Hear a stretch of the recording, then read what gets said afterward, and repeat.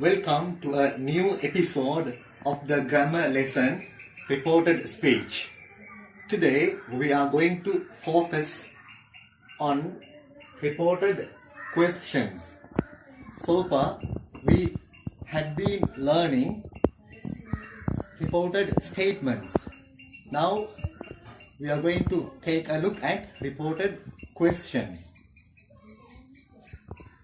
Now look at these examples. Before that, when I read, you have to follow me in the book. Notice how the question mark is gone from the reported speech. The reported speech is a statement now. Keep that in mind as you read further. DS, direct speech, தன்கூற்று. Where do you want to eat? Where, எங்க, do you want? உங்களுக்கு வேண்டும். To eat, சாப்பிட. வினாவாக சொல்லும் பொழுது present simple சாதாரண நிகழ்காலத்துல கேள்வி வினா கேட்கும் பொழுது do அல்லது does பாவிக்கிறோம். But do you want to eat? Where, எங்க சாப்பிட வேண்டும். இதை இன்டிரெக்டாக ரிப்போர்ட்டட் ஸ்பீச்சாக RS ரிப்போர்ட்டட் ஸ்பீச்சாக பிறர்கூற்றாக மாற்றும் பொழுது எப்படி வரும்? She asked, அவள் கேட்டாள், me என்னிடம், where எங்க, I wanted to eat எங்க வேண்டுமான சாப்பிட, எங்க எனக்கு வேண்டுமான சாப்பிட என்று அவள் என்னிடம் கேட்டாள். She asked me. இது வந்து ஸ்டேட்மெண்ட், கூற்று. எனவே கொஸ்டின் அல்ல, வினாவல்ல. அதனால இந்த கொஸ்டின் மார்க் வினாக்குறி இங்க இல்லை. இது வந்து வினாவல்ல, ஸ்டேட்மெண்ட், நார்மல் ஸ்டேட்மெண்ட். அதனால தான் இந்த டூ வரல. வினாவாக மாற்றிக்கொள்ள நாங்கள் டூ டஸ் பாவிக்கிறோம், டூ அல்லது டஸ் பாவிக்கிறோம். ரைட், அடுத்து பாருங்க. direct speech, தன்கூற்று. நீங்க focus on the board, போர்டை focus பண்ணுங்க. enlarge it, போர்டை பெருசாக்குங்க. enlarge, பெரிதாக்குங்க போர்டை. are you going to my house? are going இருக்கிற போய்கொண்டு வினாவாக கேள்வியாக மாற்றிக்கொள்ள யூக்கு முன்னுக்கால சப்ஜெக்ட் எழுவாய்க்கு முன்னுக்கு ஆவ போடுங்க. Are you going, நீங்க போய்கொண்டு இருக்கிறீங்களா? to my house, என்னுடைய வீட்டுக்கு போய்கொண்டு இருக்கிறீங்களா? போவீங்களா என்றதுக்கும் இப்படி கேட்கலாம். Are you going, நீங்க போவீங்களா என்றதுக்கும் இப்படி கேட்கலாம். அத டீட்டெயிலாக விரிவாக நாங்க டென்சஸ் காலங்கள் பாடத்துல பார்த்தோம். டென்சஸ் காலங்கள் பாடத்துல இங்க நாங்க டென்சஸ் காலங்கள் பாடத்தை விரிவாக இங்க பார்க்கல. Time, considering the time factor, நேர காரணியை கருத்தில் கொண்டு.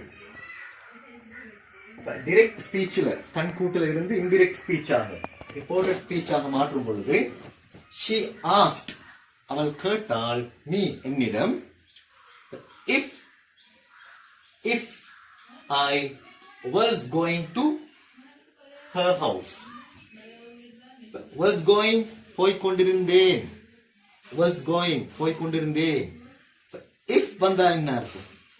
if I was going, நான் போய்கொண்டிருந்தோ என, போய்கொண்டிருந்தோ என, போய்கொண்டிருந்தோ என்று, இந்த ஓ என, போய்கொண்டிருந்தோ என, அதுக்கு தான் if வந்திருக்கு. if I was going, நான் போய்கொண்டிருந்தோ என.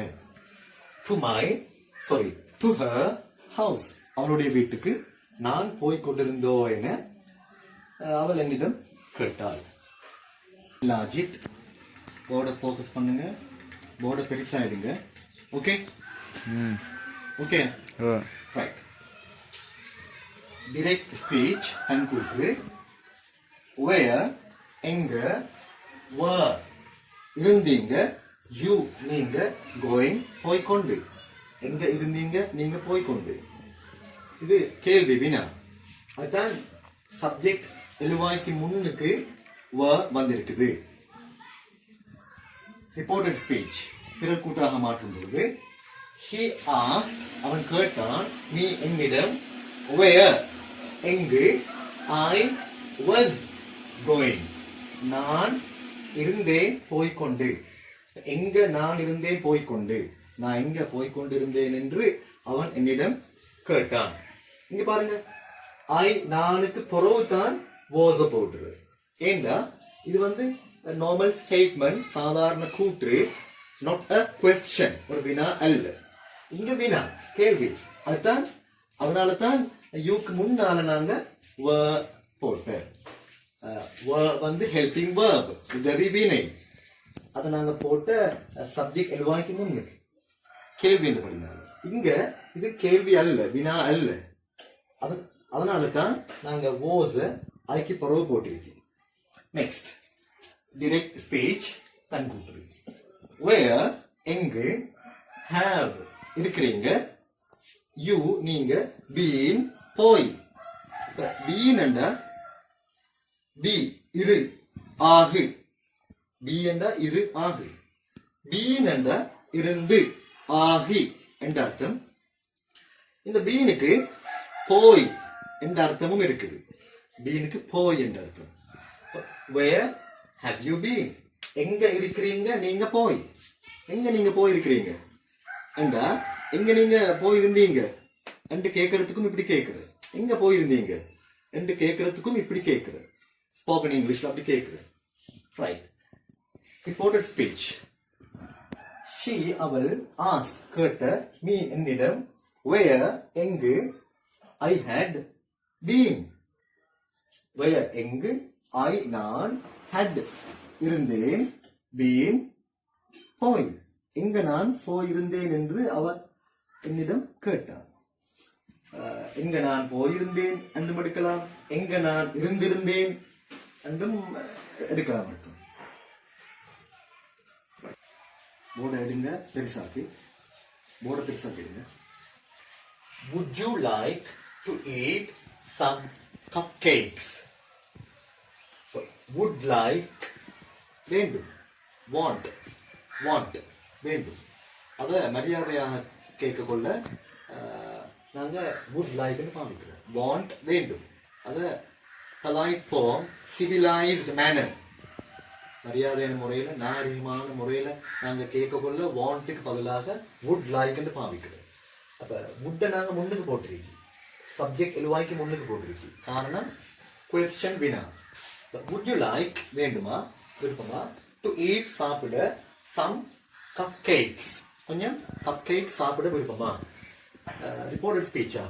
he asked me அவன் கேட்டான் என்னிடம், if என்ன, என்று I would like எனக்கு வேண்டுமோ என்று, to eat சாப்பிட, some cupcakes கொஞ்சம் cupcakes சாப்பிட எனக்கு விருப்பமோ என, என. if தமிழ்ல எப்படி வர, எனக்கு சாப்பிட விருப்பமோ என, இந்த என பின்னுக்கு வர. இங்கிலீஷ்ல என முன்னுக்கு வர. they asked me. next direct speech. have இருக்கிறீங்களா, you நீங்க, ever எப்பொழுதாவது, seen கண்டு, பார்த்து. எப்பொழுதாவது கண்டிருக்கியா, பார்த்திருக்கியா.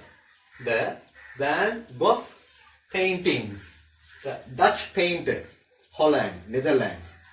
நெதர்லாந்து நாட்டுல ஒரு பெயிண்டர், ஓவியங்களை வரையக்கூடிய ஒரு ஆள். அவருடைய பேர் வந்து ஃபேமஸ் பெயிண்டர் வேன் கோஃப். அவருடைய பெயிண்டிங்ஸ், ஓவியங்களை எப்பொழுதாவது நீங்க பார்த்திருக்கிறீங்களா. இதை இன்டைரக்ட் ஸ்பீச்சாக பார்ப்போம்.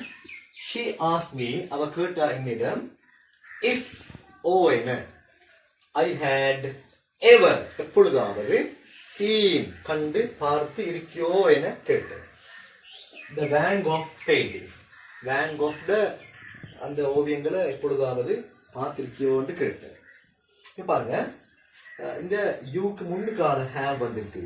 the have வந்து helping verb உதவி வினை subject எழுவாய்க்கு முன்னுக்கு have போடுது question வினா இங்க indirect speechல பிறர் கூட்டுல சொல்லக்குள்ள அது question வினா வந்து ஒரு normal statement சாதாரண கூட்டுறாங்க மாதிரி அதுதான் question mark இல்ல அதோட இங்க பாருங்க had வந்து ஐக்கு பிறகு வந்து had வந்து ஐக்கு பிறகு வந்து ஐக்கு முன்னுக்கு நாங்க இந்த ஐக்கு முன்னுக்கு had போடல ரைட்